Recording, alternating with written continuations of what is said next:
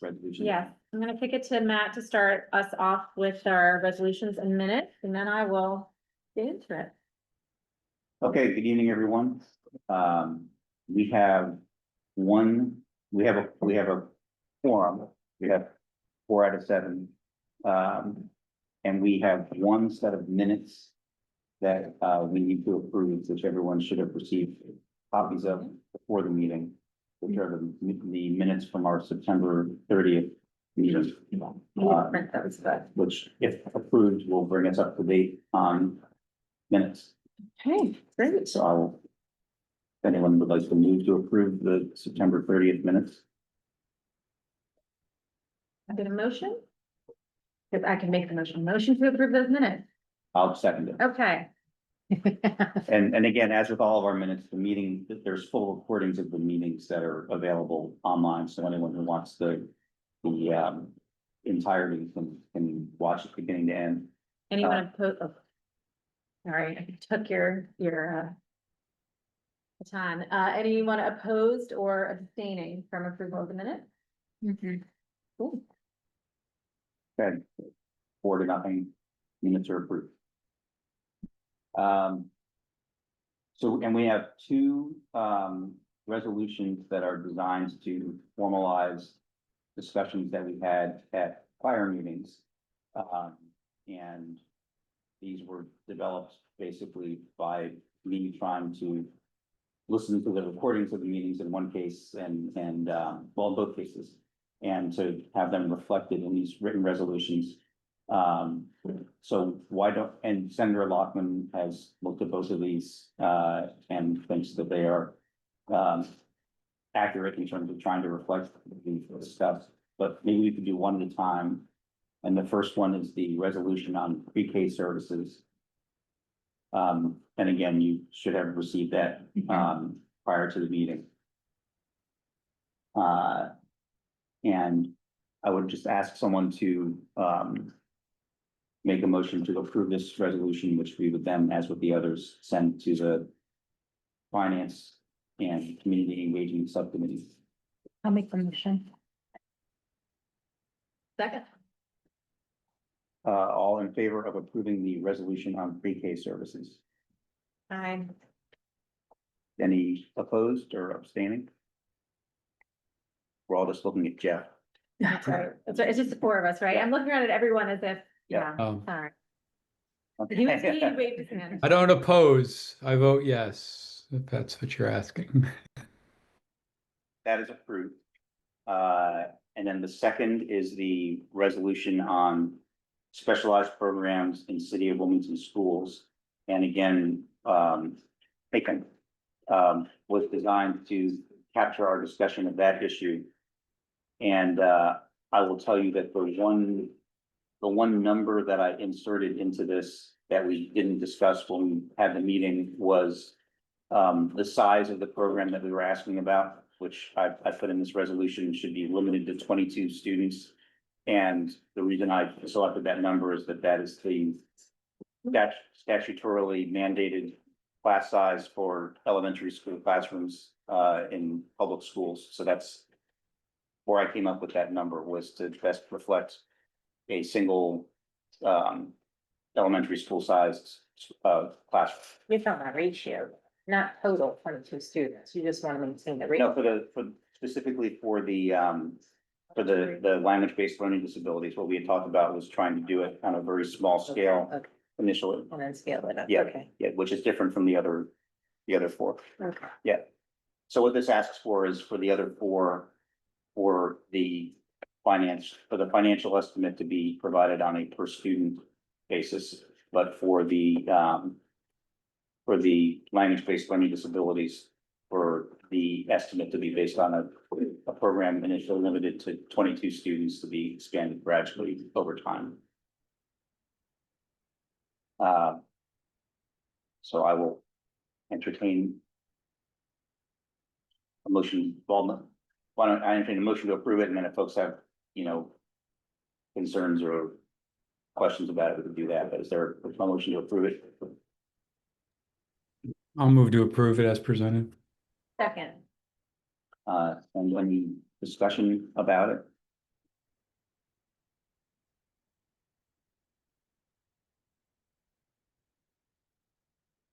All in favor of approving the resolution to send to the two subcommittees? Please indicate by saying aye or raising your hand. Any opposed or abstaining? Okay. My work is done. Now, well, I'm happy to hop right to the discussion on choice and charter reform, but did we want to address at all the pay premium piece, or is that Whichever for order you- afterwards? I Why don't mean, we do that first and then we'll. Is that okay? your call. Yeah, let's start there. Going in order of the agenda. Yeah, it's you. I know. So I'll just read the first paragraph, or we could just take I don't know if everybody took the time to read through it. I won't read through the whole thing. And if we have any, edits or adjustment, please. So I was really concentrating on, with percentages to use, but I thought it was only fair to go with the same percentages that we use for teachers, so. Okay. And even if we wanna tweak that, just let me know. So special needs, paraprofessionals, paraprofessionals play a critical role, in our child's, education journey. So I just wanted to show a light on paraprofessionals because we did the same premium with teachers. I thought it would be totally unfair if we didn't do the same premium with paraprofessionals. And even going to every other meeting, just with everybody in the building. I think it would be fair to give everybody a bump. Instead of just focusing on teachers, but, this document is just for paraprofessionals, so we wanna take a second and look at the, proposed programs. And let me know what you think.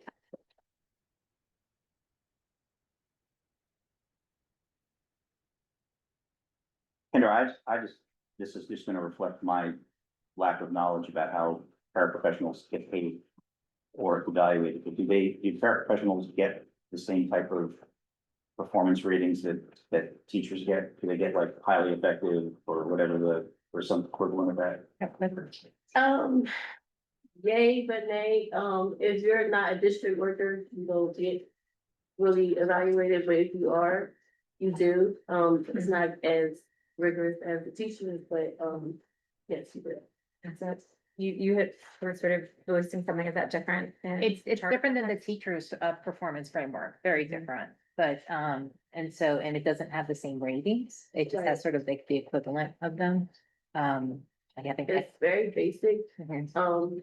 Yeah, you're rated on like dependability, adaptability, it's these categories, and then you sort of have the scoring is usually unsatisfactory, satisfactory, Yeah. or exceeds. Mhm. Yeah, I think the feedback is Yeah. the most, I guess, important thing. Okay, I was just looking at this number 4 Mhm. and I wasn't sure, it should say something different. Yeah, it says the equivalent because, yeah, it doesn't, I mean, the one that we use, I mean, I guess everybody uses a different one, but I think they're pretty standard Okay, to say that it's the equivalent.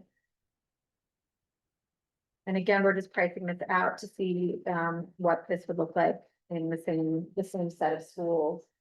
Scopes Right, that we did for educator premiums. and that's why I said, let me know. Any percentages, because I really just went off what we went on the peak, what we did for the teachers, the same percentages. Yeah.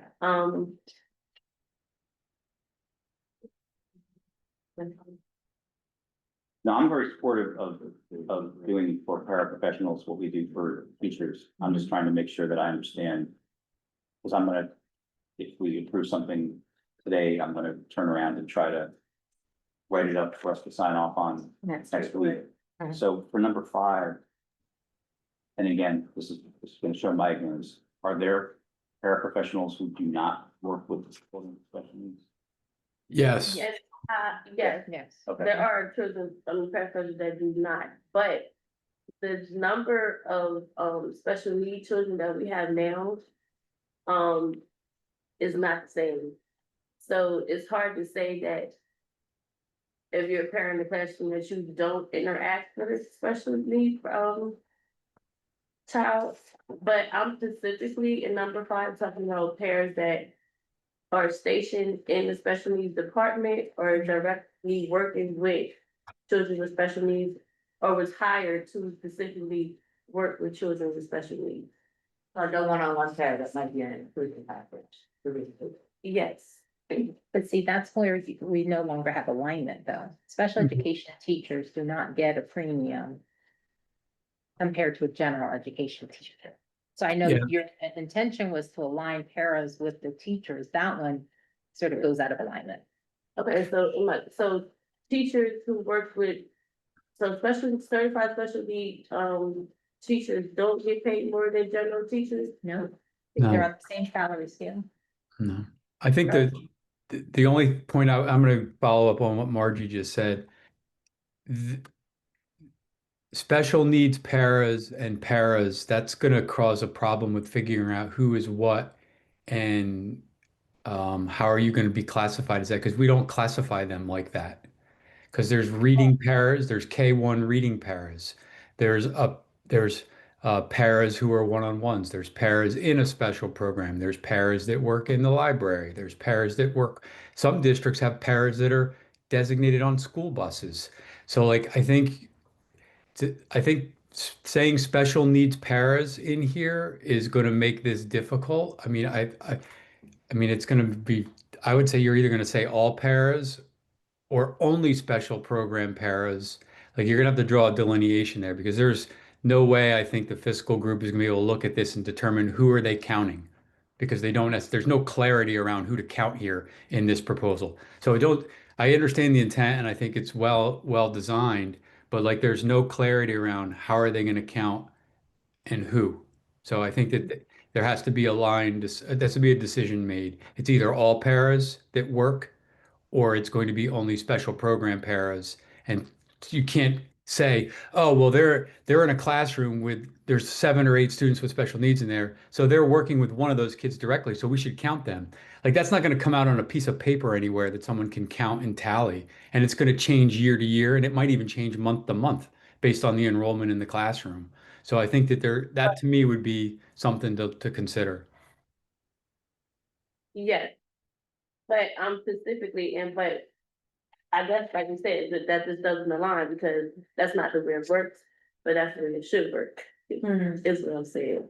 But the, I'm sorry, so in the paragraph before, it says you only can pick one, meaning you can't. You can't say you're especially, so you can't say that you're instructional pair and say I'm a special need parent, so it's either or. Of the 5 Right, things identified. but what I'm saying is, we do have parents that just work with children with special needs. So they should be paid. A higher percentage than what they're paid now. Is there a way to designate people? I mean, say, could we word it in a different way, Exclusively? so. Are you talking about people who work exclusively with special needs students? And I don't have no idea if that's a thing. Administrative. Administrative, how hard it is for us to get certified special needs parents for running our autism program. Okay. And I imagine others are, right? So there's a special certification for working with autism. That would be different than say someone who is in the classroom or assigned to its special needs or. Right, so like I said, I'm talking specifically about parents that are assigned to special need classrooms. These same classrooms and beyond, that work with special need children, not just parents that are. Just working with a special need or that has an IEP in the classroom. But did you want to look at your CSEP? I'm not aware of any certifications that are special for those. I would have to talk to my HR office. I feel like if they pass the Praxis Pro or the Para Pro or whatever But it should be, they're a because- para, and then they take an assignment based on what program they interview for, and it's more of a fit thing, and then they get into the role, and then they just start the job. Like Southern Elementary School, they'll work in the Castle program, and they work with autistic students in communication struggles, and then It's a or the, certification. But there's no special certification to work it. I don't believe as a Southern para. Only one that I know where there's a special certification is pre-K. I believe pre-K, you have to have certifications or qualifications to be a pre-K teacher as well as a pre-K para. Because I know that we run into troubles getting substitutes there because the substitutes Right. have to be certified specially. I have the special need inclusion certification. So, You may have that, but I don't know if that makes if another para who doesn't have that wouldn't be able to work at Leach or at but you would have to Southern. see to get it in order to get the percentage. It'd be like the National Board Certification for teachers. Yeah, so it's above and beyond. It's not required. Mhm. Okay, well, that's different than saying you need it to be in the program. I think going above and beyond and getting it is, if you do that, then that's outstanding. But Well, Right, that's but like getting your, the that's like a same thing teacher with getting their that, master's. you have to get a national certification, if Right. they don't have it right now at this time. In order to get that bump, they would have to go seek it. So what you're suggesting is sort of trying to make it comparable to the plus credits that teachers get. That's what I was Right. just saying. Yeah, Margie, I was saying they're Yeah. building a scale for master's, Exactly. bachelor's plus Right. certain, yeah. Right, the scale's not there now. Yeah. But it's an opportunity to set the scale moving forward. Is there? I thought there was something in the, I'm just looking at Nick because he knows, I thought there was something in the code now for paraprofessionals in terms of the salary scale where you get a certain That's what I was gonna say. certification. Yeah, so there are, the salary scale is essentially, it's just two lanes, it's instructional and service, and then it's, I think it goes up to 15 years and then, Monitoring, there's Right. monitoring and instructional. right. And if you're a Title I school, they all have to be instructional. And so, there is a stipend that the state pays, it's a flat rate, it's $1,000 if you have an associate's degree, it's $2,000 if you have a bachelor's degree, and that was something that the Public Education Compensation Commission put together a couple of years ago. Kind of with the intent of encouraging continued education for paraprofessionals and then hopefully having them transition into a teaching role. So for example, item number 2 under the proposed program would give a salary premium for an associate's degree. It in some ways is duplicative to what's already in It's code. already built in. So that's just something to think about. And then the other part of it is the references to any premiums being paid to the full salary. Kind of what we talked about with teachers, where the locals will vary. And so from the state side, costing that out is going to be difficult because Matt, like what we talked about on Friday, right? Like the way the data is presented varies very wildly district to district. And so it's going to be difficult for the Controller General's office to nail that down. Also, that means the premium is going to vary from one district to another, even if the paraprofessional has identical credentials. So I think most teaching premiums are just based off of the state share. So that's just something to keep in mind, just for the sake of equity, regardless of how our redistricting shakes out. So those are my 2 cents. And just sort of as a lay person on this stuff for clarity, so I'm seeing a few terms out there, certified and instructional and service is certified and instructional one and the same. Yeah, yes. Instructional, well, you gotta be certified in the sense that you have to pass the parapro exam, Okay, or you have to have a degree. okay. So when and I'm also looking, there's a comment distinguishing between certified paraeducators and service paraeducators. I'm trying to Yeah. understand how the. Yeah, we're other using the term, terminology. so the service terminology, I think on this, it's also known as a monitoring paraprofessional. Okay. So. I So mean, not instructional essentially. Exactly, So meaning so- support, exactly. management, Support staff. classroom management support. kind But of. if you're a Title I school, you're not allowed to have monitoring Yeah, I was paraprofessionals. gonna say, Oh, we they all don't have have service in Colonial, we don't have service pairs. We're all Title I We don't schools. either. So we don't, Okay. Gotta be title, if you're Title I, you can. All right, so, Is that a federal requirement or is that in regs? It's Or regs. yeah, oh, interesting. I wasn't aware of that. So that's So probably. you can't be irrelevant a in this parent case. all in Title. No, you have to be an instructional. You have to meet the requirements to be an instructional para, which means you have to have a degree or you have to pass the parapro exam. We Oh, I see. we don't have monitoring or service paraprofessionals So your 101s have to have a degree? or pass the parapro exam. I mean, okay. So it sounds like for our purposes, looking at high need schools, is it a fair assumption to say that there would not be service paraeducators. Senator Lockman, Jess, who's a paraprofessional, she's writing in the chat that service para does not have to have a parapro yeah. test or That's- degree. Exactly. Well, no, I think we're saying that they do, but that they are not employed in Title I schools. I'm trying Yeah, to draw the correct. connection between Title I and the high need schools, if we're probably talking about the same set of. Yes. So it's more lenient for service or a monitoring paraprofessional. They don't have to pass the parapro exam or have a degree. But if you're a Title I school, you can't have monitoring or service paraprofessionals. They all have to be deemed as instructional. So it sounds like perhaps there's some dispute as to whether that or not there are service paras in Title I schools, is what I'm at least noting in the chat. Should we maybe ask her? Yeah, why don't we say, Would, Jess, can you- I don't know. Jess, would you mind explaining Because the students- yourself? Yeah. I think that's true. You don't have to, you get to be a service para, you don't have to take the parapro test. And you Mhm. don't have to have an associate's degree. And that is for Title I schools. You just will be hired by the district. No, Oh. you're hired by the district. I mean, I can speak from the district that I work in. I work in Red Clay. You don't have to have that to be a service para. You get paid less. But you're still hired, you're still an employee. So There's as a charter employee. school that gets renewed every 5 years, that's not the way it works for us. That is not the way it works for charter schools. And what you're saying is that's in the regs and it's intended to apply to all. It was a new It's one of the referendum disparities that we just have, passed that charter recently. It schools was are within the autonomous last probably standard. I two, don't even know how to spell. I'm sorry, Jess. Go ahead. it's a relatively new referendum that passed, probably within the last 2 years or so. I want to say it was like 2023 that referendum passed. I have coworkers that are service paras.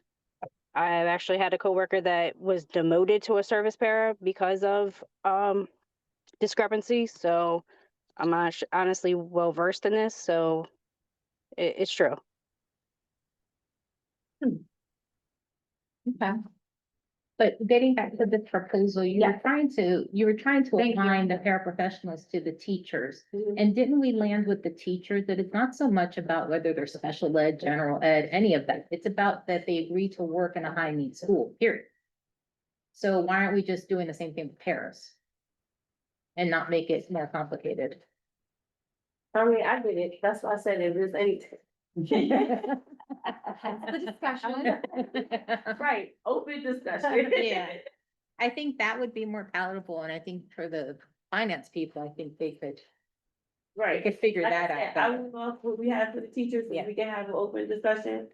And we are more welcome to change. Yeah. I mean, it sounds like a future, whatever. you know, something to footnote for further policy discussion and better understanding what's actually being implemented in the district, but for the costing out purposes, which is the main objective of our discussion, sounds like that might not be something useful for costing out. It just wouldn't be easy or feasible to execute. Would it be worth doing it in specific schools or? I call it schools. Brennan is huge and we have Brennan classrooms in all of our elementary schools. English schools. Is that something that you want to consider is for something you struggle to get? Staffing? No, I certainly do, and I'm looking at it, like I said, it's just not for special need parents, I think all parents need a bump. The only, and I think we should take out if in the first sentence, special need paraprofessionals play. Oh. And that's why I even said that paraprofessionals play an essential role. Yeah. The only thing that was pushed about special need paraprofessionals was number 5. So this whole thing is not specific to special need paraprofessionals. I'm sorry, So should let me we, clarify that. So do we have access to take that out? I mean, that's what well, the discussion today will inform the final drafting of this document with the Yes. language we want to adopt. So it sounds like the So recommendation. even I'm recommending that we, take out special need paraprofessionals. Yes. And just leave it paraprofessional. Senator Lockman, Ray Jones Avery said in the chat, is there a state salary step schedule for paras based on education and years of experience currently? no. Yes. Yeah. No, wait, no? Years of experience, not Years of education. experience, Yes. not education. Got it. Unless education is what factors into the distinction between service and instruction, which may or may not be the case. Hold on, I'm looking at our pay scale. There's a pay scale, section 1336 of Title 14. Years of experience, you get a bump, a step bump. right, You don't get a step bump the same way that teachers do for education. no, It's just the distinction between a service and instructional paraprofessional. And then don't you also get, for some reason I wrote down the number $662. Isn't there like a $662 additional bump if you pass the, what's it called, the para? that's a. For the parapro. So that was it used to be 662, Okay. and then Public Education Compensation Committee bumped it to Oh, so that's the 1,000. 1,000, That's 2,000. 1,000 and 2,000, yeah. Got it. So that's the additional incentive to go. Not a statewide change. Instructional. Yeah, or continue education. Yep. So. Brought it up, so. Your question was, say it one more time, Ray in the chat asked if there was a salary step schedule for paras based on years of experience and education, and it sounds like what we're hearing is years of experience. Years of experience, yes. Yeah, Education, no. except for the fact that there are two types of paras, which inherently have a differentiation in education. What? yes. Okay. Did I say that right? Okay. She also had a follow-up comment saying that's a problem because there's no step up for professional development. But all districts are different, all district scales are different, just like the teacher scale. On the So we local would have to adopt one scale, just like the teacher scale. Sure. So there's local and there's incentives for education baked into local? Is that what you were saying, Monica? I'm just looking at our scale and I So Christina, the, bachelor plus 15, masters plus 15. For teacher. For No, teacher. this is For our. para? Oh, no. No, that's For not. Oh, okay. paras. right, so. I mind. We use your scale. Okay. I know that scale. Parents don't have the education, they just have the years of Google didn't experience. help me. I apologize. Like That's I okay. said, with the, Help just clear that reason up. if you're a structural pair or, service pair. But so the incentive for professional development is to move from a service type of a para to move it to an instructional para. That's where that incentive lives and nothing further. Unless so the incentive would be, yes, service to instructional or Years of associate's service. degree to bachelor's degree, years of service, Mhm. or if there's a distinction that's made on the local side. I only know the state side, so, you know, Okay. school districts or charter schools may feel differently. They and do say, I things tell you right differently. now, most one-on-one are not instructional pairs. Really? They use their instructional pairs for the classroom or instructional time. Interesting. I'm learning a lot and I'm more confused now. So ChatGPT says, I would say for a Title I most. paraeducator permit, which applies when you're in a Title I program, the same options apply. You either have to have high school diploma plus pass the parapro exam or college credits or associate's degree. So you're checking the code as it currently is. Yeah, I mean, I just put in there, so can you be a paraprofessional, can you work as a paraprofessional in the Delaware Public School without a college degree or passing the parapro exam if it is a Title I school? And it's basically saying no. So. Just, Because Interesting. United States Constitution and non-regulatory guidance actually states very clearly that you. Sorry, I looked at that. And what you said on the federal level? On the federal level. All All right, so that might yeah, when be, they come for audits and stuff, that's definitely one of the things that they check for, but. all right. But getting back to what Yeah, you're getting saying, back to our. Instructional pair. Hmm? If you're not working at the instructional pair, cause I'm scared we're gonna lose it, if we, or say that we might lose a lot of pair things. Because not all pairs are instructional pairs. you could lose your Title I funding if it is discovered that you have non-instructional paras supporting students. Okay. That's true if we hire them, but not if they come through an agency. Well, then they're not an employee at the school then, if you're contract, they're a contractor. That's different. That's a loophole. Yeah, that's a loophole. Both are agency workers. I mean, So, we'll okay. figure it out. I got you. 'Cause And then I don't maybe wanna that, lose so that's the people, because distinction. we have a lot of good pairs that. Yeah. Right. are- Okay. But they're good. So can I make a suggestion? Please. I mean, if I understand what Kendra is generally wanting to do, is to have a proposal that applies to paraprofessionals in the same way as the one that we approved that applies to teachers.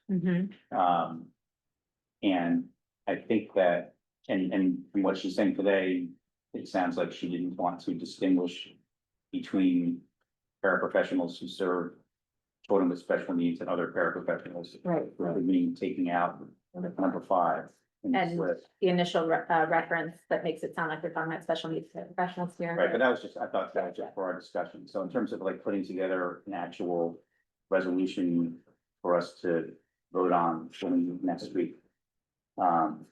I would be happy to try to take what Kendra has listed here as 1 through 4 and, you know, over the course of the week, send it to Kendra to take a look at as far as like a draft resolution for us to vote on next week, and then just have something for us to actually vote on, which would look like 1 through 4, and then with the same list of potential designated schools, which I think, I'm assuming this is the same list that we use for teachers.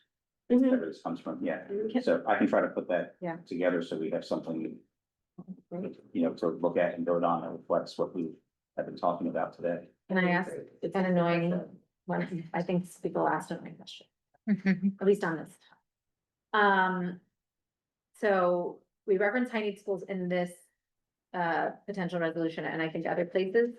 I know we've defined that elsewhere as Reading. Are we just implying or keeping with our definition of Reading high need schools here, or do we need to spell that out again for costing out purposes? Like, I just want to make sure we have a clear definition out there. Or I don't know if it needs to be written explicitly into the resolution. As we have used it, we've been using the State Department of Education has a list of Oh, high but need they, schools. okay. And then- So the DOE. Yeah, and then I guess the options that we list out suggest different sort of subsets of that. So Geographical catchment areas of, okay, sorry, that has fallen out of my brain completely. So we're using the yeah, they've got. Delaware Department of Education, high need schools, designated high need schools. Okay, that is. We lost them. No, Sorry. no, I'm pulling up the information. Oh, thank you. All right. Yeah, I'm just. I wasn't sure if we needed to, I don't know, asterisk, footnote that or whatever to make sure that that like, if it's obvious, that. Okay, So I will work with Kendra and try to put that together for us to actually vote on at next week's meeting. sounds good. Are you satisfied? I am. Right. Thank you, Kendra, for doing that. You're very appreciated. Okay, so moving on to tonight's topic and our last potential resolution from our big ideas packet. So what you have in your handout is related to the section of our big ideas as approved at the last consortium full body meeting, the section on choice and charter reform. So the motivation for inclusion in the big ideas package was, of course, a variety of moments where this has come up, whether it was in consultation across our traditional LEAs as we've engaged in for over the past like 2 years, exploration around redistricting. This was the proposal that we came up responsibly and has continued, I think, to be justified by conversations that we've heard in town halls. I included here just like sort of an executive summary of work that was done by Representative Kim Williams on what was called the Enrollment Preference Task Force. I think some of us may have served on that. I served on that. I don't know if anyone else. Kendall, were you involved in that? I served in Hubbard. Okay. Anyway, so a little bit of a different direction there, but just as a reference point as to how, choice policy has been addressed, in legislative spaces. So for the purposes of what, we thought, or I thought would be a good direction to take for inclusion of this particular big idea, within a redistricting proposal is what you see on the front page. This is what has been approved by the resolution, and what it is asking for is that any LEAs that result from or impacted by redistricting would be charged with this process of drafting a plan or set of recommendations to enhance equity in policies and practices associated with school choice writ large, so that's choice in charter schools and student assignment.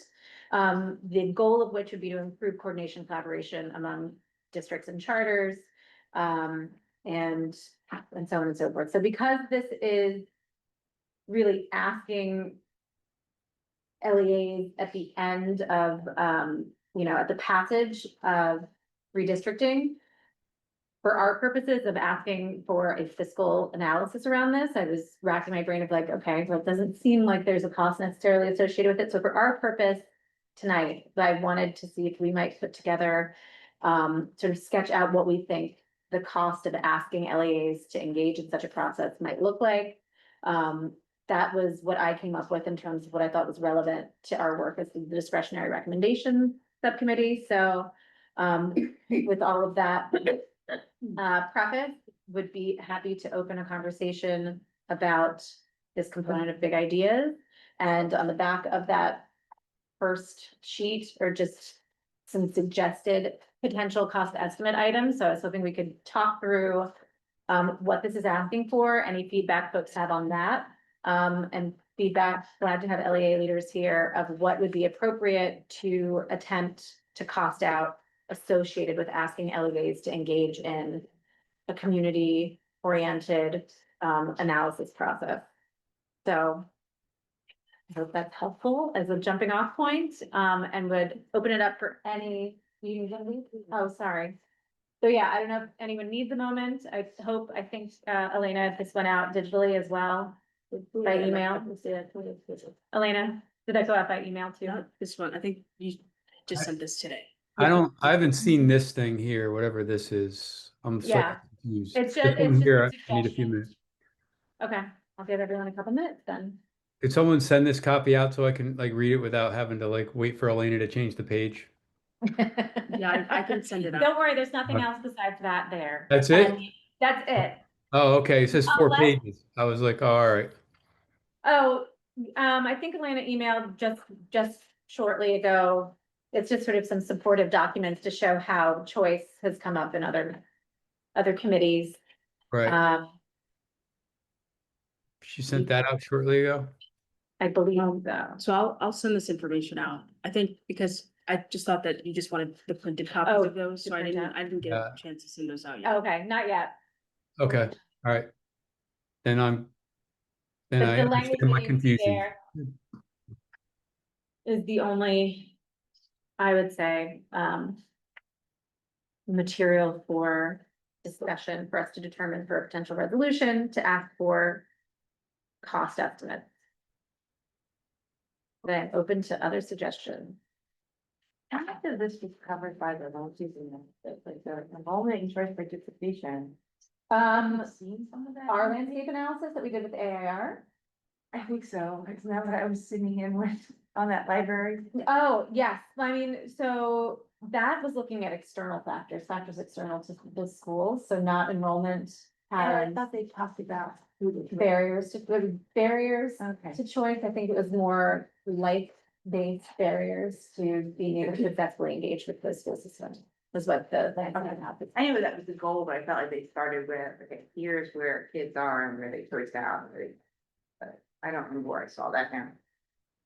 So Tizzy, so estimated costs for enrollment and choice participation, so what exactly are we trying to get? Well, so what I'm trying to get at, I guess, is if what our goal is to try to understand what the cost of this big idea would be. Mhm. I'm trying to not have us assign sort of an unfunded mandate to LEAs if this is something that we do include with the redistricting package. Mhm. So trying to see if we want to project what the cost of engaging in the process of drafting a report, working with the Department of Education and whoever, in order for the district. So let's just say there's a metro district that is formed at the end of redistricting. We'd be asking that new district to do what's outlined here. So I'm trying to come up with what do we think we need to project as associated costs.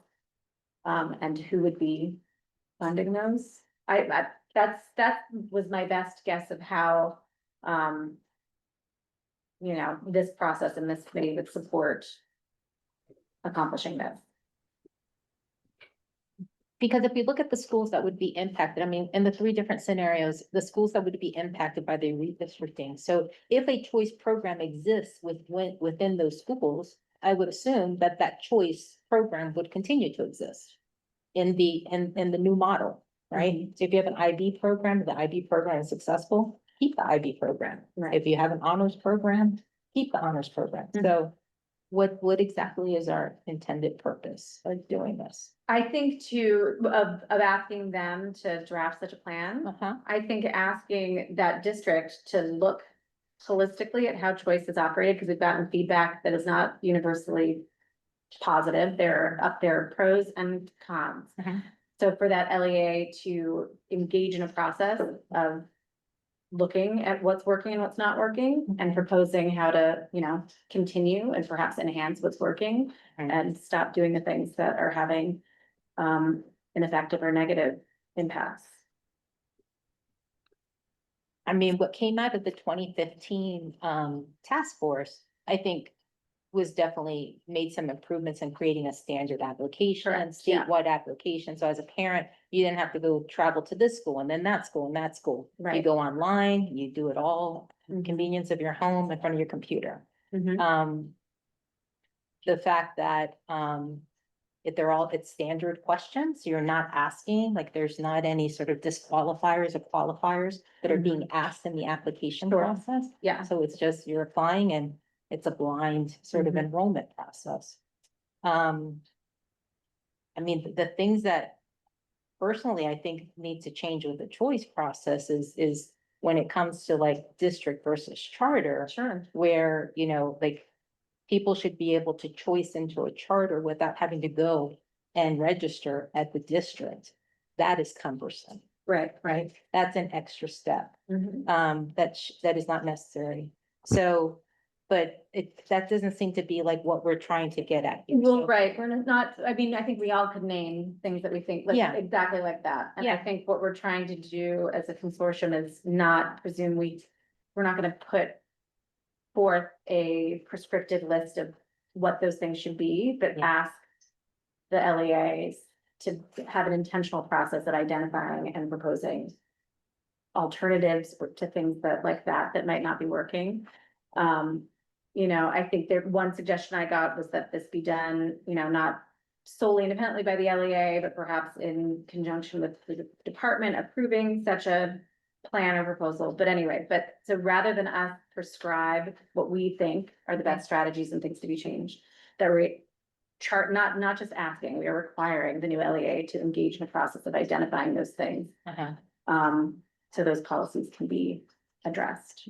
And so,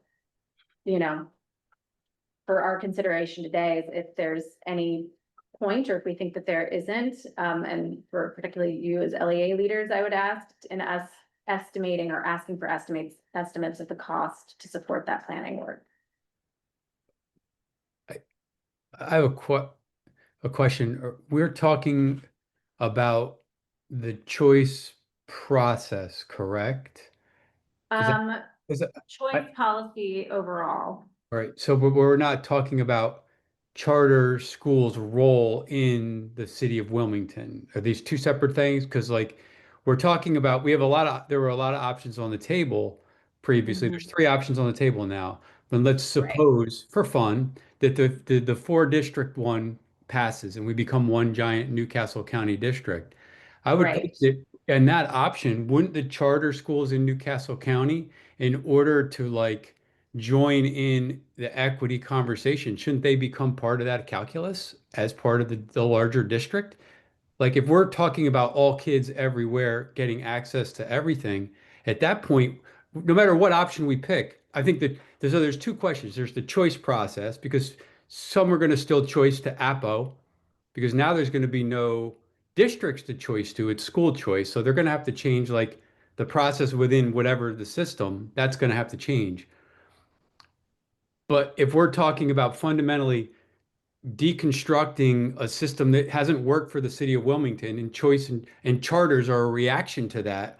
Are we going to have that same conversation to getting kids the opportunity to go to different schools in different settings in the same vein we are with the Newcastle districts? Like, we're talking about consolidating us, but charters stay separate from this whole process? I mean, that's what I'm asking. Is that part of this conversation, or is that separate? Charters are named, so in the big ideas document, it's listed as choice and charter reform, and it says specifically, the consortium might wish to include recommendations for changes to enhance equity and policies and practices associated with student assignment and school choice.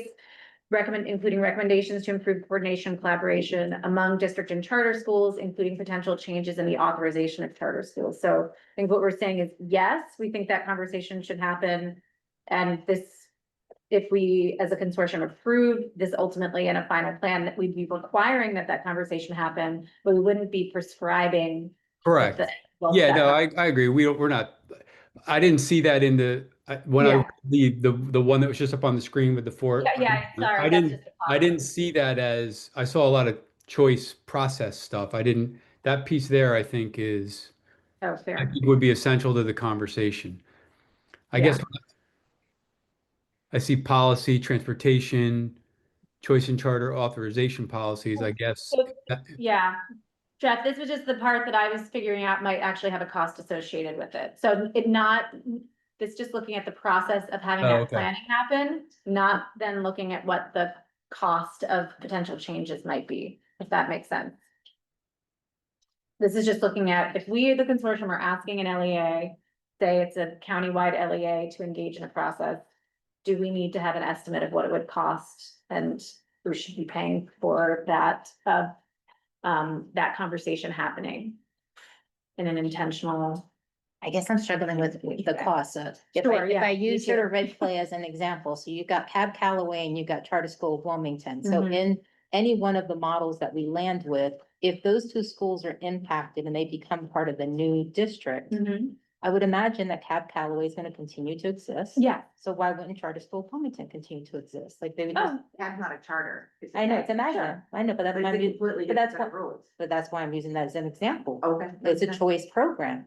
Yeah. So why wouldn't the two of them just continue to exist? I don't think this is about whether those should continue to exist. I think it's more on the governance level of policies in terms of Agreed. how to end Yeah, up I in those agree. schools or not in those schools. It's not about, I think we would assume in any of the configurations, successful schools would successful programs and models would continue to exist. This is about having a conversation about, all right, if we have particular in-demand models that are really great, how do we make sure more students have access to those? Do we need to do more? Do we need to replicate those?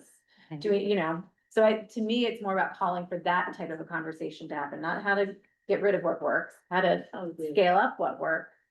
And if we're having significant barriers or impacts to perhaps, I don't know if non-choice schools is the right word, what policy changes are necessary to mitigate inequitable access to great programs? Does that make sense? I mean, that's what we're calling for. And I guess what I'm saying is, what is it gonna take for that to happen? That it's gonna be a complicated conversation. And I think if Well, we're it's complicated I guess, or maybe well, what is the end goal? I guess that's the question. equity in choice being a driver of equity rather than working against it. Okay. Transportation. Yeah. That's come up a lot. I mean, I think you'll see that on the spreadsheet. So the spreadsheet, which also, sorry, Jeff can't see, but this was something that was shared with us by staff. This was a result of operations subcommittee conversation last week where they did talk about the three models and opportunities and challenges they see to choice and change. But like in Margie's example, charter and cab, same building, same neighborhoods, two different buses. They can follow each other in the same neighborhoods to pick the kids up. Because charter has to be, their transportation is separate from recreation transportation, right? So. No, I think there's an MOU, isn't there? It used to be true. It used to be, okay. So I'm remembering the part. Oh, yeah. think that, I yeah. remember it. I've been a few years. It's years and I've let them all go around them. Well, and that's smart too. So I'm gonna read a couple of the comments from the chat, sorry, guys. What Ray said was Black and brown students in representative numbers are not accessing choice programs for a range of reasons. The goal is to address barriers and resource strategies to improve access in measurable ways. Policy and practice analysis, study enrollment trends by school. Thank you, Ray, for the assist. And so I think what we're saying is I think we could all call out things that we think should change. I do not think it's the role of the consortium for us to call those things out in a haphazard way now. But to do, the example I think of is think back to 2000, 2001, what the Neighborhood Schools Act called upon school districts to revamp student assignment. This would be calling upon the impacted districts to offer, you know, an appropriate proposal to increase equity in choice and charter policy. You know, we only had one district that approves charters at this time, for example, you know, so I think that's true, at least in Newcastle County. So those kinds of conversations, but also, you know, picking up where the work of the enrollment task forces left off. And Jenny Howard, we've opened up to members of the public to comment before. And if there's no objection, I'd be happy to have you weigh in. You want to unmute yourself and do that now? She's still on? Yeah, hi, thank you. Okay, so I just wanted to say a couple of things I feel like would clarify what you guys are trying to say about the equitable choice and charter. So like Cab and Conrad have admissions processes. So before you can even get in the lottery to get a chance to get into one of those schools, you have to pass their like either a test or an interview, or you have to have attendance that meets a certain from your fourth grade year. And a lot of people don't know this, that they're looking at fourth grade to get into sixth grade. And the same with going into high school, they're looking at seventh grade. So there's a lot of reasons. And then the other thing about like just choice in general is the transportation is completely unequitable all the way around. Cause like you've got Cab and Conrad, and also Conrad or Cab is sharing buses with Charter School Wilmington now. That is the most recent agreement. But you've got those students who can get picked up near their neighborhoods and they don't have to go to a hub bus stop. But then you have other choice students who are just choicing to a regular, you know, traditional school, and then they're not afforded that same level of transportation.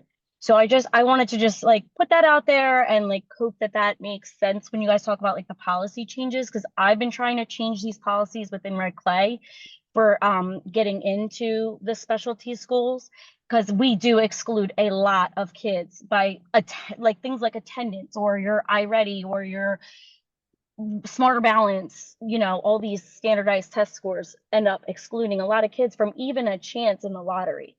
So thank you for letting me talk. That's all I have to say. Thank you.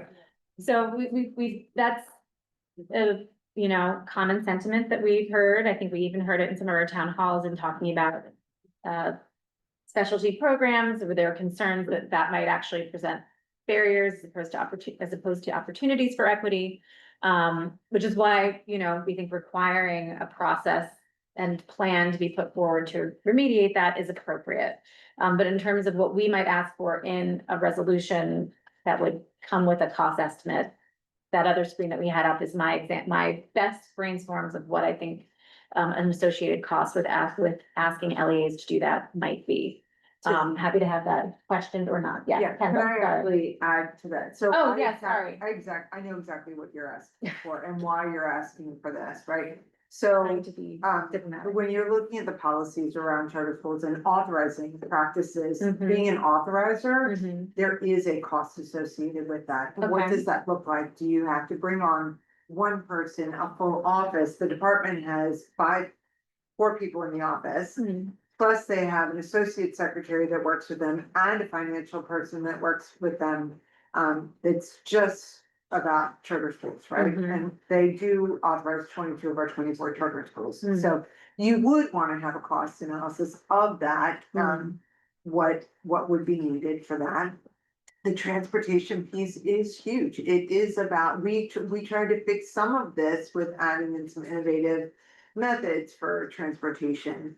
Looking at that and how we could enhance what we've done now also, I think depending on which of the three is chosen, there could be some innovative models for busing and transportation that could be everybody could be a part of it. That would help with the equitable access. Having somebody being able to look at all of those potential things, there is a cost. I think it's definitely beneficial to be looked for that.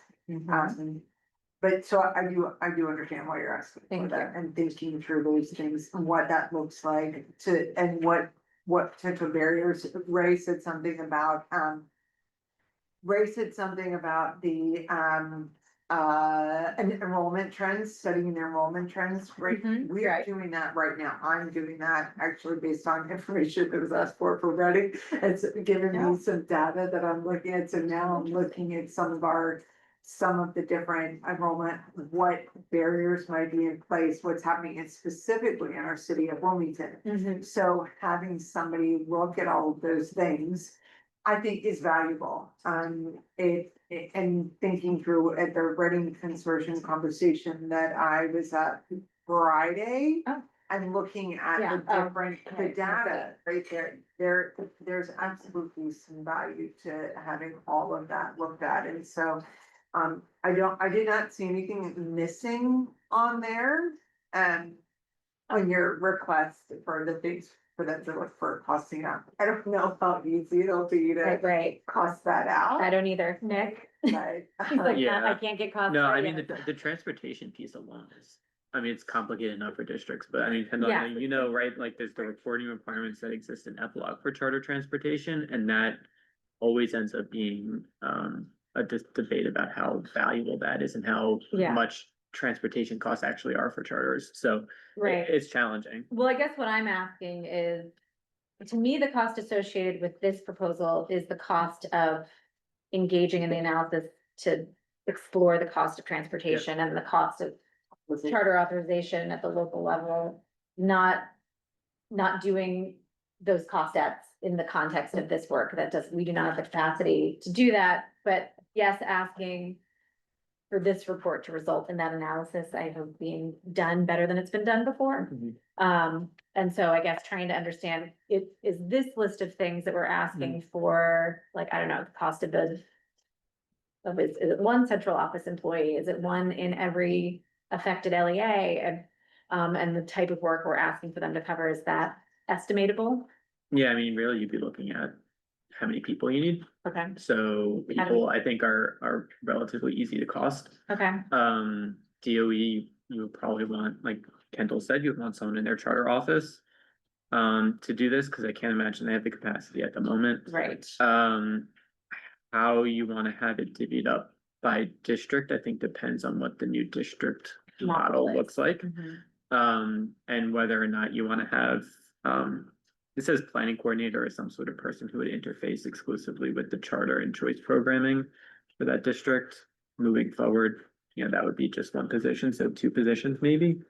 Right, and again, I'm trying to narrow this to just that planning process. So let's imagine we pass a redistricting plan and say there's gonna be 1 year of a team doing this work. I don't know if we just have one team doing this across whatever resulting configuration is, like every LEA needs a team. I'm not sure. Well, there are multiple people in this space that are doing the work. It would probably be overkill to have each LEA kind of like. Right, do their own thing. their own thing. And that would probably work against the idea of having a coherent overall system, which is supposed to be also the point, in my mind anyway, for equity. So maybe it's funding one team of, Be able to look at and work with the existing groups, the work. Now what that looks like and working with the DOE team and. Yeah. So would we be asking DOE how many people it would take to? You could, I mean, I would say 1 person probably, Okay. and then looking at like what's in C for community engagement, that kind of reminds me of a lot of the work that the social determinant group has been doing. Right. A lot of that, kind of conversations with students and families in the area. You'd probably do a contract for that, Okay. so you can just have an estimate for that. Okay, $250,000. so do we want to try to sketch out, I guess, what the shape of that, so it was like a person at DOE? A person at DOE and then maybe someone at the district level to coordinate that. Okay, To coordinate the analysis of the costs. yes. Okay. Yeah, but just imagine this is just covering, let's say, 12 months of planning work to accomplish this, which I think, you know, we could still add more flavor to this in terms of guardrails that the consortium might want to attach to process, but I didn't think that was what we were necessarily determining in this committee tonight. And I think this ultimately is gonna depend on what the final charge of this group is gonna look like. Like, we can sit here and say they need 2, 3 people and a consultant. I think that depends on what the ultimate charge is gonna look like. And so it could be, I don't know how much, you wanna actually nail down the cost estimates for this and then tie the hands of whoever has to do this work. Right. But I thought it important to acknowledge that to do it properly probably would take resources that would be dedicated to it being executed upon. Yep. And there have been a few, I don't know if those are for us, are those comments for us? Yeah, there was one from Jess in terms of, she wanted to ensure this is correct for students who have already choice into another district, will they still be allowed a choice into that school after redistricting? So one of the stipulations that we have to follow, it's sort of a stipulation that doesn't even need a response, because it's like a requirement, is that at the time that any redistricting model is implemented, it has to be provided for that a student is able to finish out the grade span at the school In that that building. they've begun in, yeah. And so that's like the floor of our policy that we're expected to put forward on that. I guess we could go bigger on that on the final plan if we wanted to, but that at least is like a requirement of the state code. And then there was another question. You're saying, Mm-hmm. the meeting just before this, looking at, trying to make a choice and actually looking like the realization of that. How much can we stay true to that? What do you mean? Like, the child having to stay in that, they have to stay or is it a choice? Oh, it's still the choice. I mean, they essentially are grandfathered in to maintain their spot in their school. I would presume if, just like in normal times, if someone wanted to go somewhere else, you can't stop them. I was Yeah, just the thinking like, stipulation they're says provided, permitted- they can committed- pay the eight. Committed to stay, So students in their We school. would have to keep. and the that current child ban. spot open if they're in kindergarten, I would say 8. Well, Right, so does that leave a capacity issue, potential issue? well, it has to be considered in implementation. Right. So just noting that should be considered. Mhm. It might turn into a capacity issue. Yeah. I believe that stipulation is assigned to the operations subcommittee. Be taken into account. Oh, thanks, Haley. She actually put that in there for us in the chat. Yeah, it's not part of the conversation for these costs, but it is going to be part of the larger conversation. Okay. So I feel like I'm hearing support for the idea of sketching out some kind of capacity at the department and the LEA to support a process of executing on the work to accomplish what's noted under what the consortium needs to determine what it might look like to propose revisions to district policies and equitable delivery of programs. So at this point, we're proposing the additional resources to collect the data that's listed under BA, right? So enrollment and choice participation, transportation mapping, those are the things that Yeah, will be collected, the data points. that's what we would be putting into the resolution. So is anything missing?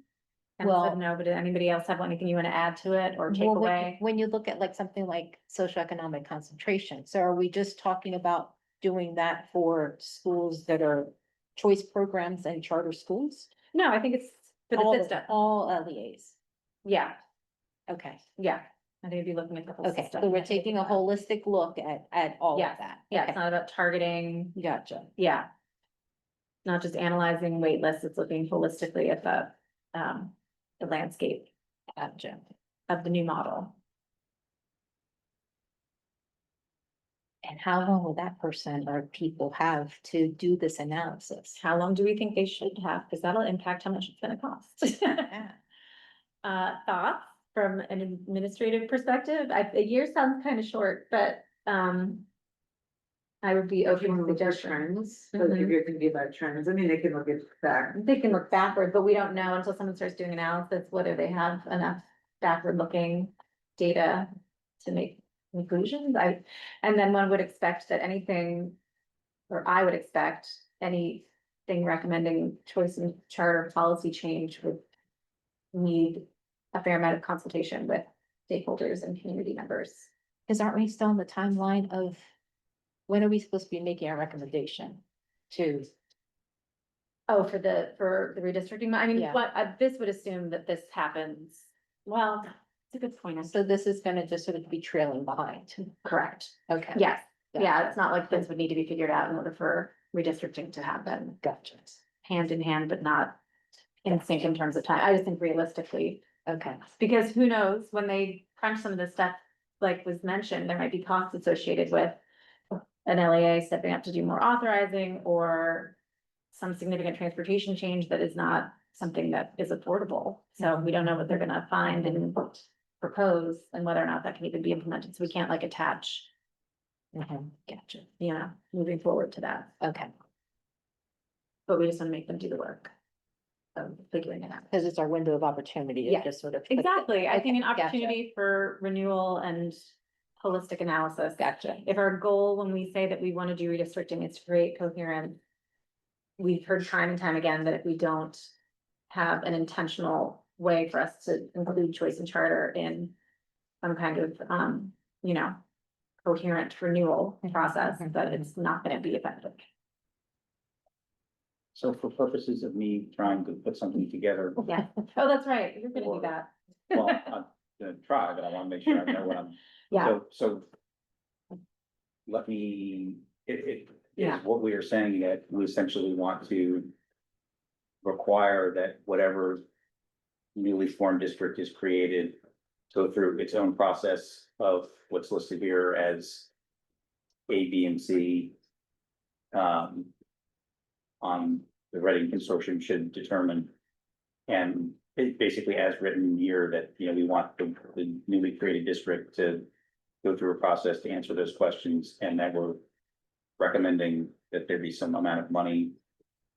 Allocated to support them going through that process. yeah, and what I think isn't explicit in the way we had it written in the interim plan, the last version of the big ideas document is.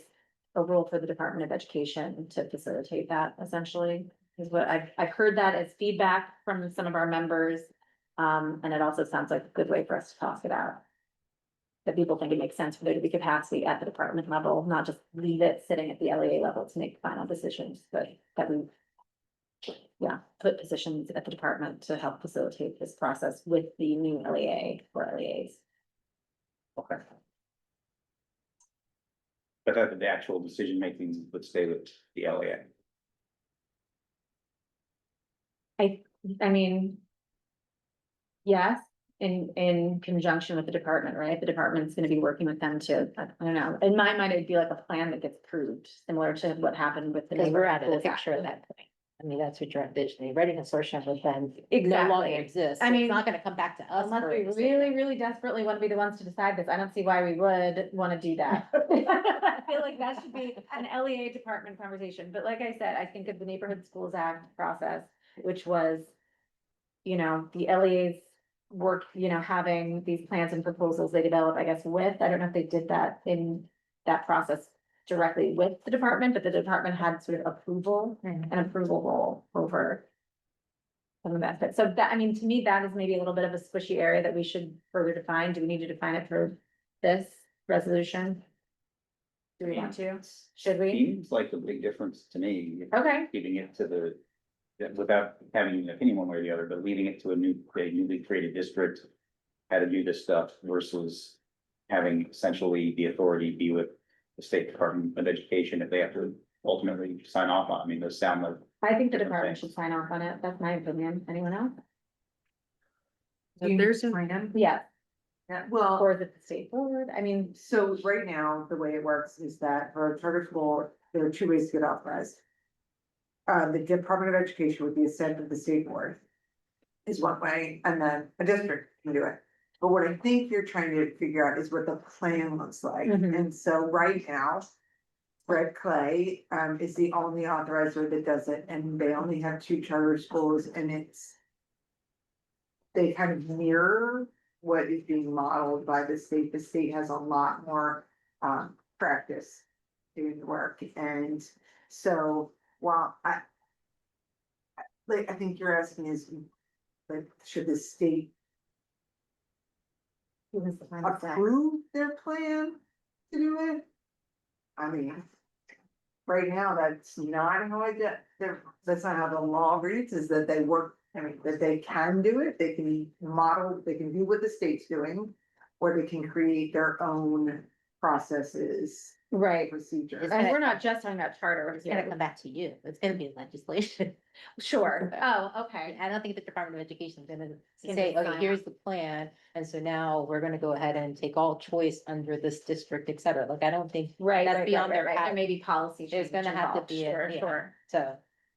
I think for the process, what you're trying to do though, the Right. cost piece and the district, whatever that looks like, determines that they want to change their policy, right? To, yes, we are going to authorize charter schools, and this is how we're gonna do it, and we wanna have money goes towards that. This analysis will tell them how much money really it's gonna cost them to do it, and then their board, whatever that looks like, Okay, would need to approve that if there's any change to the existing code.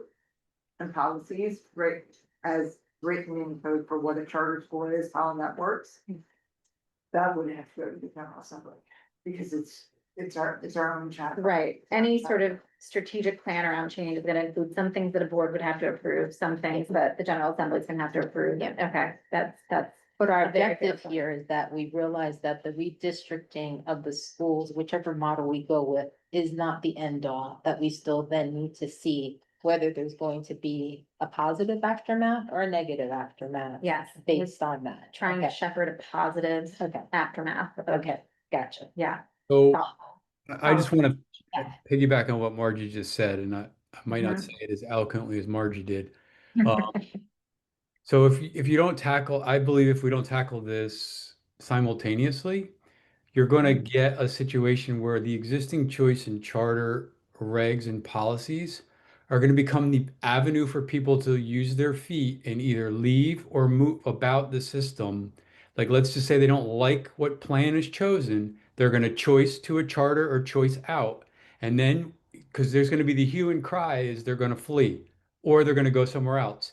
And then you're going to say, oh, no, and now we're going to adjust that and we're going to change the requirements for that after all the people have already made a decision to either leave or do a decision based off of a previous decision.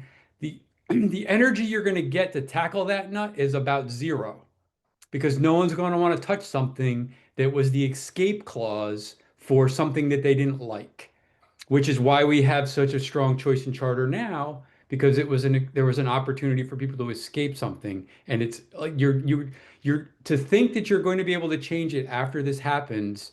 And I know we're positive mojo vibes, it's going to work. But like if we don't put this on the table at the same time and do something, the counter reaction is going to be to use it to continue to get what they're getting and thwart the efforts of the group that we're trying to put together. I'm speaking very simplistically and I'm trying to I'm not being negative. I'm just like the reality is going to be very slim that you're going to be able to change anything if you don't do it at the same or start it at the same time. And I'm saying this not because I don't like charters. Margie and Kendall both know. I'm all for innovation, good stuff, partnerships. We work together all the time. But if you don't if you don't create a moratorium on creating new charters when this happens, there is going to be the upswell of people who didn't like what happened, and you're potentially going to have people applying for charters to create an outlet valve. And so now we're going to have that going on. I just think we have to be very careful about putting this way second and waiting to see what happens to impact the change that's going to maintain the equity we're trying to drive at. And I just have to say that.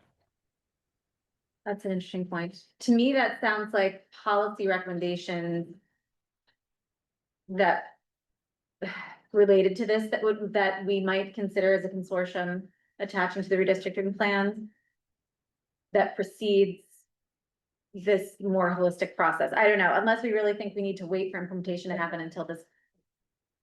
But this is not the right I mean- form, but until this happens, I don't know.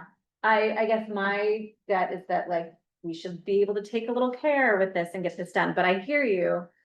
About the importance of it. I think it is very important too.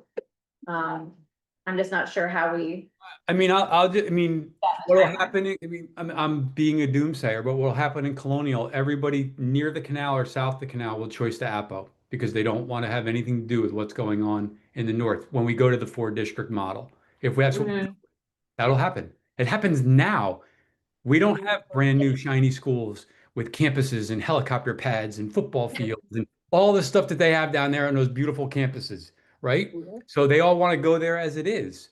And so the same thing's going to happen to the Christina families that are over on the other side of Route 72 or Route 896. And so like we have to be, I think we just need to be mindful that if we don't address some of those policies and those structural things, we are going to be right where we are now in 20 years. It's just going to look different. It's just going to be the same thing. We're not Okay. going to have equity because we're not going to have a balanced feeder pattern, enrollment in schools. I think it would be short-sighted. We are talking about big things, but it's got to be all big things at the same time. Otherwise, we're going to continue to get what we're getting. And again, So then what? I wasn't around when the DSEG happened in 78. I'm not from Delaware. I didn't live it. I wasn't part of that. And I was part of the move forward to neighborhood schools as an employee and as a district administrator and the subsequent steps forward. We're gonna, I just have a feeling that it's gonna not get what we think we're gonna do the same thing that happened with DSEG. It was legislated or mandated by the court, and this is what we're dealing with. I just, we have an opportunity right now. I feel like there's an opportunity to do something bold and different that's going to make a difference. And I feel like punting this one down the road will just allow that to continue. So wanting to prioritize this as part of implementation, what I'm hearing. I mean, to me that.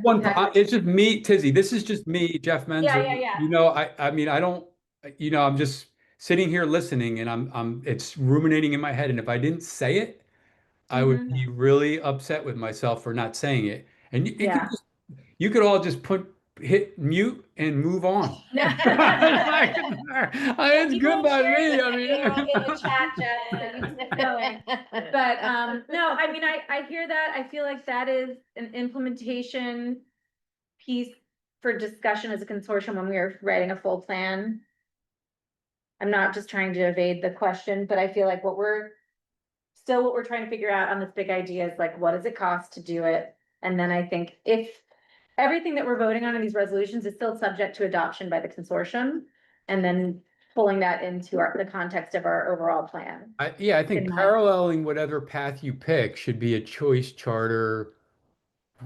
They should be running it simultaneously with the group. They should be talking at the table. There should be conversations around what does it look like, whether it's the metro, whether it's the 4 district, whether it's the Brandywine, Red Clay. Like, I think there should be serious conversations at every decision that's made because the potential to undo the intent is there if it's not being tended to, because I just don't think you can leave it until the end, until after the 5 years down the road when it finally happens, because it's going to take a lot of time to make all these changes. And then, you know, everyone talks about consolidation, about reducing the bloat of all us overpaid administrators. You just talked about creating a whole new administrative office with all that savings. So you have to be very careful about what because that's going to be a real conversation in the whole thing. Yeah. There's going to be cost save, which is that's false, but that's what everyone's going to believe. And then next thing you know, you're going to have more administrators to Well, in our defense, That's exactly why we're costing this out, so we don't just say, we're gonna make them write a plan, and it doesn't cost anything to plan. So we're trying to be very transparent and honest, that asking for planning costs money. So, yeah. There's a reason Yeah. with Jenny Howard. Oh, sorry, Jenny, go ahead. Oh, thanks for letting me talk again. I just wanted to say, I agree wholeheartedly with Mr. Menzer and if there's any way to change, so I'm thinking when the redistricting happens and, DMA and CSW have, so many years, X amount of years left on their charters before they're renewed, like, I'm wondering how that switch will happen, to the new district. And also, I just want to say, in my opinion, from what I've witnessed being a constituent in the district that authorizes charters, is it really should just be the Department of Education, or I believe that's who does it now for everybody else. Because what happens is our school board is not educated in approving charters. They're not educated in anything charter related. And then they're thrown, given a document saying, here is their renewal, here's the criteria they met. And it kind of like what I feel like Jeff was saying, like it kind of keeps that out for people, because like even Red Clay is posting pictures of CSW, the new principal of CSW on social media. And like, it makes it like this other option, like this exclusive option. And I don't hate CSW or DMA or any charter. I just feel really strongly that like, it shouldn't be the school board's responsibility to make sure that they're meeting all their requirements. When they're really not educated in that. And I guess that's all I have to say about that. I just don't think that it's not really transparent in that way either, because I think they end up listening to just, whatever the district is saying. Oh, they've met XYZ, but like, do they really know? I don't know how much oversight goes on in DOE with charters, but I guess I don't know. I'm done babbling. I just don't agree with it. The district's chartering or authorizing the charters, because I don't think it's fair to the school boards, and it would be a lot to plop on a new school board's lap too. So I don't know how that would even work though. So that's all. Yeah. Thank you. Thank you. And right, I think to have an entity doing some study on this, there are definitely other models out there of how other jurisdictions handle that kind of stuff. And, we could have this opportunity to rethink the way we do it locally. My concern is just the unintended consequences, right? That we Yeah. don't want to reduce choice, Right. right? We don't want to force charters to be authorized by districts, because all this time they had it, Sure. they were able to do it, they chose not to do it. Right. So why are you gonna force that relationship? Yeah. It's not gonna go well. And like Jeff said, I mean, Jeff and I go way back, so I wanted Colonial to authorize our high school, and Jeff and Dusty were in agreement, but the board wasn't. Right. So there's all these barriers and just, so you can't force, you can't mandate collaboration. Right. So those are some of the unintended consequences that I'm concerned about. We need to have choice. So, Yeah. You need to be able to have that option Sure. as a parent, as a family. Like everything should not be the same. Everybody's not the same, and every student is not for every student. So let's not force that. So I would just say, Tizzy, just not to belabor this, and I know she's looking at me sideways like that. I caught that. Like if we're really talking, like was just stated, there's nothing stopping a district that could do something innovative like a charter school if we had less regulations that we do from DOE. So like, let's just be clear here. Like we could do the same thing they do if we had different rules to play by. And so if you're really talking about rewriting the playbook, that's rewriting the playbook. Like that's changing the dynamic of the educational environment. So I would just say that I agree with that last statement, but we can do it not as well, maybe because they are pretty solid at it, but we can put together innovative, unique educational experiences that people will want to go to if we were given the latitude to do it as a district. I believe. I mean, I'm speaking for Colonial, so I'll just leave it at that. And so Yeah. I personally think the way we currently have the choice and charter reform all written provides an opportunity through the planning process for legislative proposals and other things to be put forward through that mechanism, I hope. That's encouraging to hear. I mean, that's just me though, so. So we'll see. That goes me. You gotta go? All right, I'm sure everyone would love to go. So, hey, Matt, do you feel like you have enough information? I do. Okay, If what? Yes, okay. I think I do. And the answer to my question, that was the one thing I wasn't sure of, is that we want the Department of Education to have to, we want, as part of what we recommend ultimately as a consortium, that this new district go through this process, answer these questions, and that whatever they come up with has to be approved by the State Department of Education. I think so. The caveat being, there are gonna be things that the Department of Education can't just wave a magic wand and say this is so. There are gonna be things subject to board approval, legislative approval, but they can approve the strategic plan that they've developed, and then it just has to be acted on by the decision makers. I will try to put something together and I will send it to you during the week. Thank you. You can tell me if I got it right or not, and then we can discuss it at At our, our final. Yeah. Short pre-retreat meeting next week. Senator Lockton, yes. did you want to discuss any of the operational impacts information that was sent? Well, there was an attachment that you might see, but just, you mean the spreadsheet? So this is just meant to highlight the ways that this topic has come up in other contexts. This being the operational impact subcommittee had a focus on school choice and the opportunities and challenges that they perceived in the three models that are currently on the table. So that's what this tiny Most of us text were in that is. meeting, actually. What's that? Most of us were in that. Oh, well, then, you didn't even, that's for the record then. But yeah, so just wanted to include that as an attachment for people's review, why, I thought that was relevant, but I feel like I didn't really need to twist your arms to convince you that this was really relevant, so that was nice. Thank you. There's also a comment from Jenny Howard. Thank you all for Yeah. allowing parents to participate in this Sure. meeting. We appreciate it. Is there anyone who didn't get to comment who would like to offer public comment? Because that is, we must legally do that. So I did one. Yeah. Comment just on what Mr. Menzo just said. Actually, I appreciate what you said.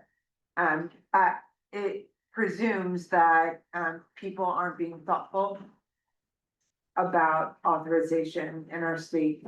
And I do not believe that that the Department of Education, with the assent of the state board, or that the charter community would be looking to circumvent the work that's happening up here by authorizing multiple charter schools while all of this is happening up here. I don't, because there would be, we do have to show, and we're working on a new application, we do have to show that there is a need, like what's happening in the community and where, so we would have to show, one, a lot of community support.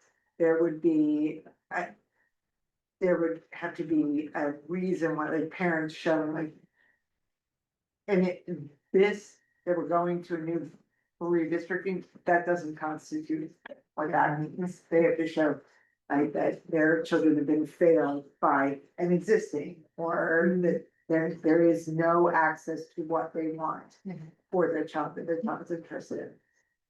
I would, and I would just say, like, is if we put in anything like, to stop new charters up here, what would end up happening is that spaces down south that don't have any choices, where we only have 3 charter schools soon afford, it would be seen as well. You can't do it up north, you're gonna have to put it in place for down south, and I would not wanna put that in place and take away choices or the opportunity to create choices down south. But on the record, Jeff Menzer, Sorry, Kendall, come on. Kendall Massett and the charter community will Uh, keep an eye on it here, and we will say, no, thank you. to anybody that wants to You come up here. know, all love, Kendall. Well, All I love. do, that's why I was like supporting you on that, and I'll take care of it. Okay, and thank you. Any other public comment? Going once, going twice, and thank you, everyone. Have a great evening. We'll see you next Tuesday for our wrap-up